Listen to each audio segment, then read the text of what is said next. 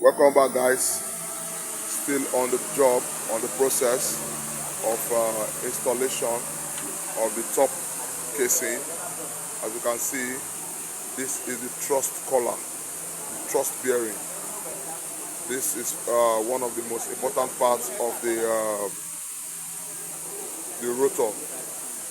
It helps to centralize the rotor. And this is the bearing seating. These are the leverage seals. As you can see, we have started the insertion of the bolts. You can see, as you can see, that is the rolling cord.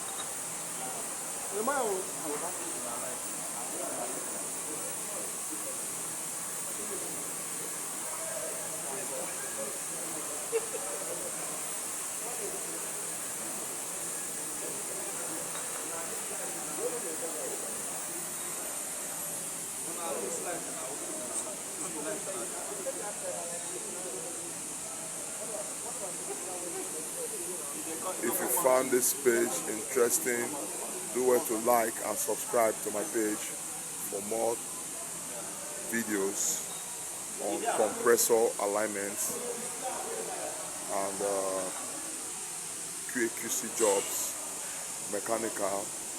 All these are techniques that you as a qaqc mechanical need to know.